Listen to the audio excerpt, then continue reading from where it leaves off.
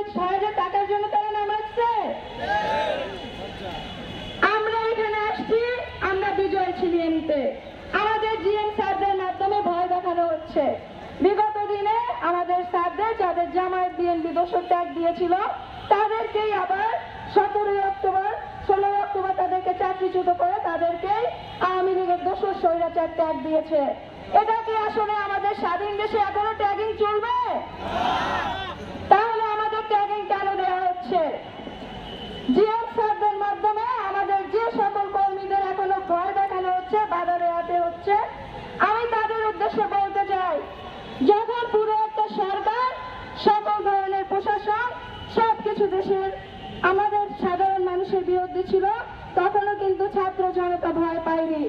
১৪৪ ধারা ভঙ্গ করেও কিন্তু তারা রাস্তায় নেমেছিল। সেটা ১৯৫২ সালে নেমেছে, সেটা ২০২৪ সালে নেমেছে। তাহলে আমরা কি ভয়ে আটকে থাকবো? আমরা এদেরকে বাধা দেওয়া সম্ভব?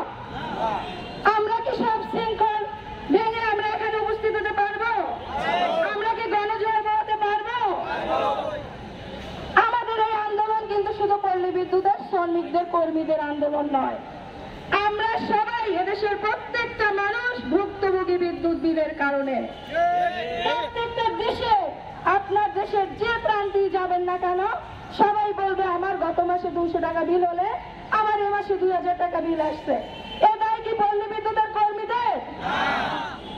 দিনের পর দিন বিভিন্ন মিডিয়ায় আসছে যে হাজার হাজার কোটি টাকার দুর্নীতি হচ্ছে।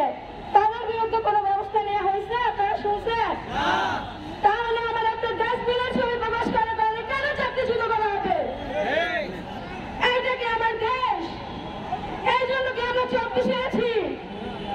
আমরা সব দেবো কিন্তু জুলাই দেব না। আমরা মরতে শিখেছি, আমাদের কি কেউ মারতে পারবে? আমরা মরতে শিখে গেছি, আমাদের মারতে পারবে না।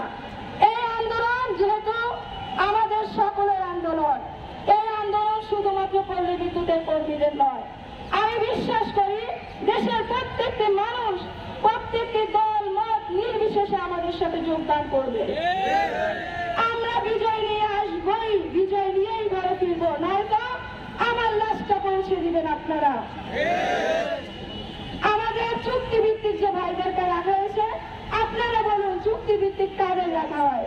একটা প্রজেক্টে রাখা হতে পারে, কিন্তু পল্লী বিদ্যুৎ, ঘরে ঘরে যে বিদ্যুৎ, যানবাহন, শিল্প কারখানা যে বিদ্যুতের উপর নির্ভর করে, সেই বিদ্যুতে একটা কর্মী কি ৩৬ বছর চুক্তিভিত্তিক থাকতে পারে?